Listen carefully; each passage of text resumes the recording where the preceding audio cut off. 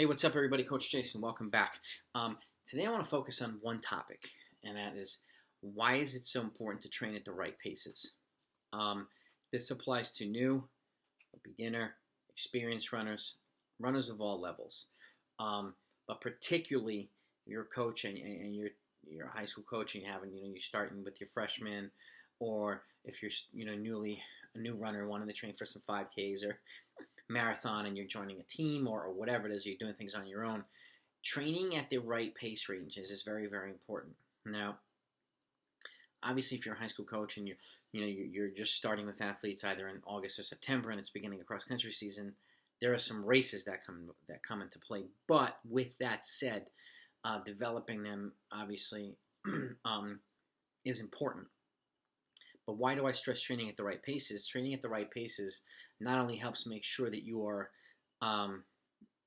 recovering properly, but it also helps you identify who's who and who's there. So what I encourage folks to do, and I have a video, and it's in the description down below. I'm going to put two videos.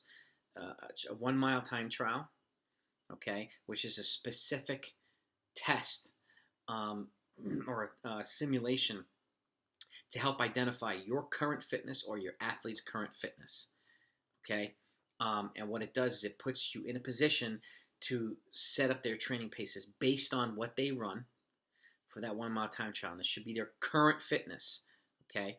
So whatever it is, doesn't matter. And it also should be done with a minimum of about 6 weeks of base running prior to that, of just easy base foundational running. If you can do 8, fantastic, even better, because then it's a more accurate indicator of their actual fitness, having run a little base prior to that. But what it does is, and my video goes into great detail. It tells you based on what you run for this 1 mile, where you should be at close for the 3K and the 5K, and then the 800 and the 400. Okay. And one of the things it tells you is, if you've run a recent, shorter race or longer race, if you happen to be closer to the shorter races than you are the longer ones, and it's an indication to enhance aerobic training, start to incorporate other things. And if you're closer to the longer ones than you are the shorter ones, then it's an indication to enhance speed development. So it gives you a lot of information as to how to balance your training out, or balance their training out, because once you set everybody's pace ranges, and hopefully you'll have multiple people at each level, or at each training pace, it not only helps you set training groups, but it helps you make sure that everybody's recovering and progressing appropriately, okay? Because the last thing you want, and I say this in a lot of my videos, is to have 7-minute milers trying to do the same workouts with the 6-minute milers, okay? They're not going to recover the same way, even if they can achieve the same workout. There is an outlier here and there's obviously some people that will progress a little bit quicker than others, but they should still be training at the right pace ranges. A race will tell them or a time trial will tell them when they're ready to increase training paces, and then you set them accordingly when they start running faster. But for a lot of other reasons too, once your athletes, or you get a little bit more experience and you start to incorporate things like threshold running and tempo running, it helps to make sure that you're staying within, in the aerobic zone and not stepping over the line into anaerobic when you shouldn't be stepping over the line. Now, there's a lot. There are workouts, certain ones, like if you're doing 6 times 1,000 with a minute recovery at threshold pace. The last one you can kind of crank out, and depending on how fit you are, and that can be anaerobic. That's fine, but it makes sure that you're training in the right pace ranges, because that way you can come back in a few days and run another workout, or run a race, 3 days after that, or whatever it is, and continue to prolong your training for an extended period of time. Because ideally, if you have a season laid out and you have several races, you want to make sure that you're doing the right things in between the races. But and I can't emphasize this enough, training in the right pace ranges, and take a look at the other video, because it'll tell you the pace ranges. And I broke it down from 8 minutes down to 4-minute mile in 20-second increments. Okay, watch both of these videos in their entirety from beginning to end, because you will miss a ton of information if you don't. Don't pause it, write the stuff down, and click to the next thing, or slide, write the stuff down. You're going to miss a lot of important information in between. It's the same thing as going to a coaching clinic. and then just putting your headphones on when someone's talking, and you'll miss a lot of information. I don't want you to do that. The whole idea behind this stuff, and the reason why I ask you to watch everything from beginning to end, is so that you learn all the little things, okay? And the more you learn, the better positioned you are going to be to make the right decisions for yourself and your athletes, short term and long term. And that's the whole idea, to help you get better as a coach and or an athlete.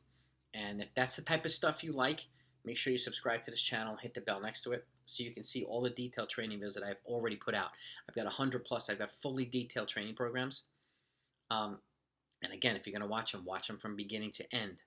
You know, you can pause if you want, write the stuff down, but press the play button, because I explain things in between too.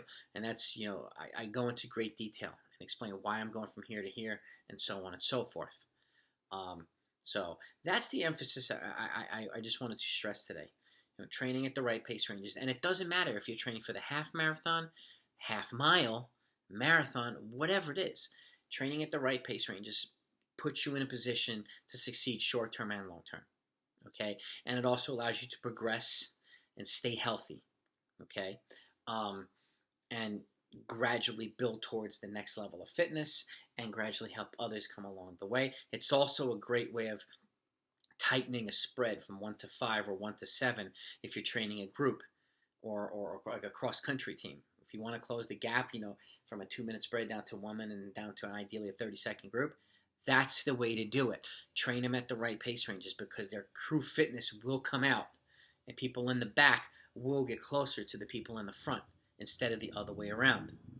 Okay, and that's another area where it's incredibly important.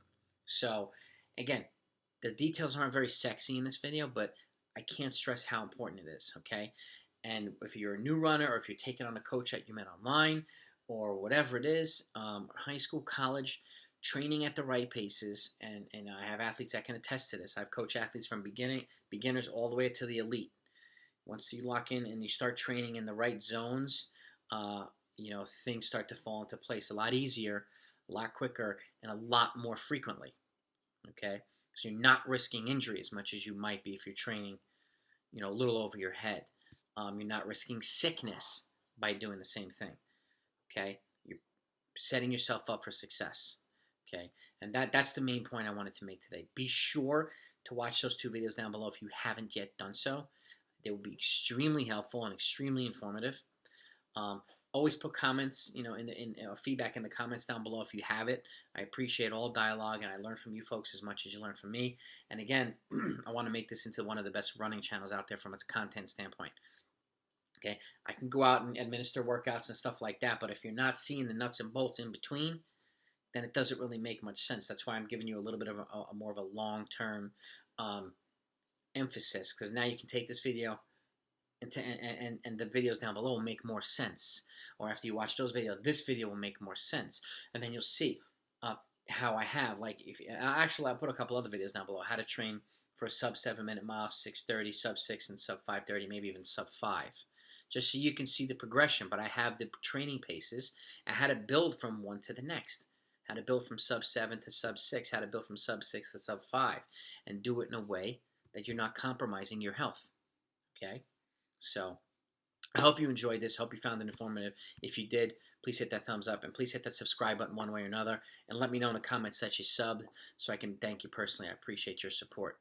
And if there's not a video there in this channel that you would like me to put out, let me know as well in the comments, and I'll get to work on that for you. So be safe. Have a great season. Train smart. Train hard. Talk to you then.